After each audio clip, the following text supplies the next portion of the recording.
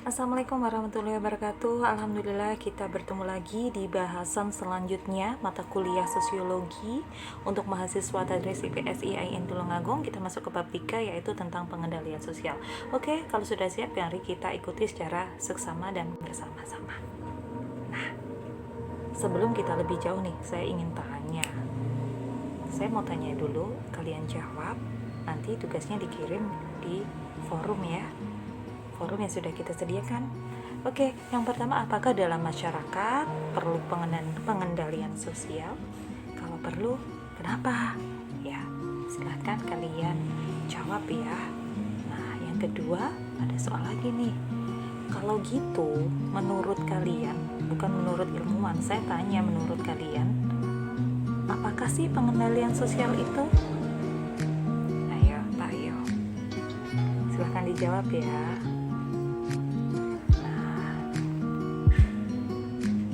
Ini sudah berdasarkan para ahli. Sekarang, secara sekilas, pengendalian sosial sering diartikan sebagai suatu sistem untuk mengatur semua perilaku yang menjadi tujuan tersebut. Proses pengawasan dari suatu kelompok terhadap kelompok lain dan mengajarkan, membujuk, atau memaksa individu maupun kelompok sebagai bagian dari masyarakat untuk berperilaku sesuai dengan harapan masyarakat. Ya, jadi ada sistem untuk mengatur biar agar sesuai dengan harapan masyarakat. Nah, tujuan pengendalian sosial ini, kalau menurut di sini itu ada 3. Yang pertama, agar masyarakat mematuhi nilai dan norma sosial yang berlaku. Sebelumnya kalian sudah tahu apa itu norma sosial, apa itu nilai di dalam materi kita sebelumnya ya. Yang kedua, agar tercipta keserasian dan kenyamanan dalam masyarakat. Yang ketiga, agar pelaku penyimpangan kembali mematuhi norma yang pola pengendalian sosial ini ada banyak sekali ya. Ada pola pengendalian kelompok terhadap kelompok, pengendalian kelompok terhadap anggota-anggotanya, pengendalian individu terhadap kelompok, dan pengendalian individu terhadap individu lainnya. Tolong ini dihafalkan. Nah, setelah tadi saya bilang ada pengendalian ini, ada ini terhadap ini, ada ada soal yang ketiga. Termasuk pola manakah saya? Bisa dijawab ya. Yang pertama, wali kelas yang mengawasi anak didiknya setiap hari. Itu apa? Polanya individu terhadap individu atau apa? Seperti uraian yang saya jelaskan sebelumnya. Yang kedua, sekolah yang mencatat siswa-siswanya yang telah melanggar aturan sekolah. Yang ketiga, BNN mengawasi kelompok pengguna narkoba. Yang keempat, ayah mengawasi anaknya. Silahkan dijawab, dia termasuk pola yang mana? Nah, para pelaku penyimpangan selalu bertanya, buat apa sih diciptakan pengendalian sosial? Apa sih pentingnya pengendalian sosial? Nah, karena bagi mereka hal ini hanya membuat mereka terkekang untuk melakukan tindakan pelanggaran terhadap nilai dan norma. Oke. Untuk itu perlu diketahui bahwa terdapat beberapa fungsi pengendalian sosial dalam masyarakat. Mempertebal keyakinan masyarakat terhadap norma sosial, iya jelas. Memberikan imbalan kepada warga yang menaati norma. Oke, orang yang menaati norma pasti akan dihormati di dalam sebuah masyarakat, dicap dia loh anak yang baik. Dia anak yang tidak baik, bisa dilihat dari sisi ketaatannya kepada norma yang ada dalam masyarakat itu.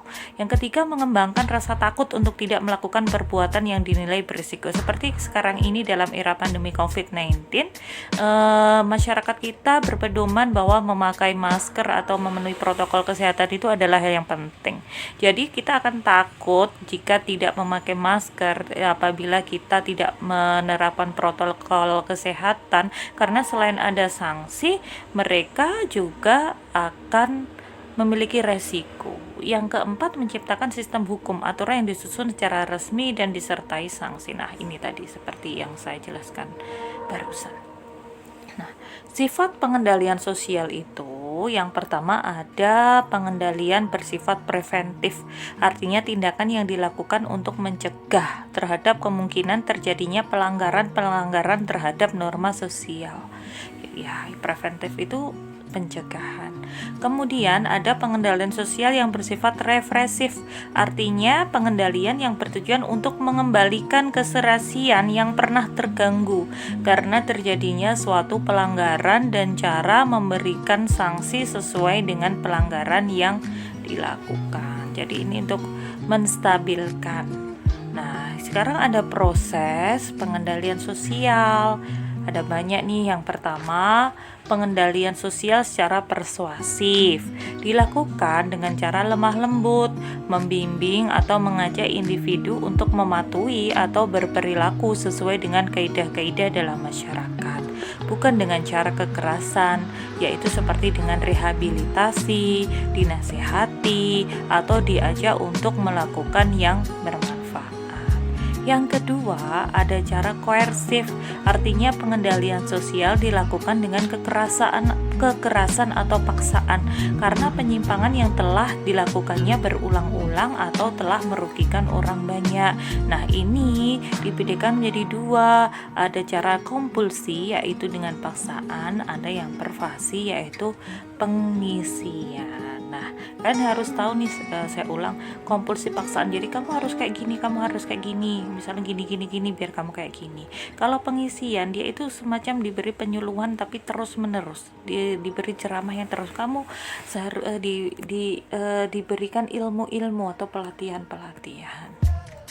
Nah, cara kita untuk dalam melakukan pengendalian sosial itu ada dua. Ada formal dan ada informal. Yang formal contohnya dengan hukuman fisik. Yang kedua ada melalui lembaga pendidikan. Yang ketiga ada melalui ajaran agama. Nah, yang informal ini banyak sekali. Ada cemoohan, ada fraudulence, ada teguran, ada intimidasi, ada pengucilan, dan juga ada desas-desus. Nah, saya ingin memberi soal lagi kepada kalian. Kalian berikan contoh kasus cara pengendalian sosial. Misalkan kalian contohkan kasus satu, melalui misalkan hukuman fisik. Si A maling di ini, dia cara pengendalian dengan caranya apa? Hukuman fisik misalkan dibogem atau apa, sebenarnya nggak boleh ya. Jadi hukuman fisik semisal gini, anak yang suka membandel, tidak mendengarkan, hukuman fisiknya dicubit telinganya. Atau mungkin bagi narapidana yang melarikan diri, hukuman fisiknya ditembak atau apa contohnya. Informal juga seperti itu. Kapan kalian harus menggunakan desas-desus, contoh kasusnya seperti apa, cemoohan itu bentuknya seperti apa, teguran itu seperti apa, kasusnya seperti apa. Nah, itu tolong ya dikasih contoh. Nah, sekarang setelah kita tahu caranya, sekarang kita jenis lembaganya. Itu ada banyak, ada pengadilan, ada tokoh adat, ada kepolisian, dan juga ada tokoh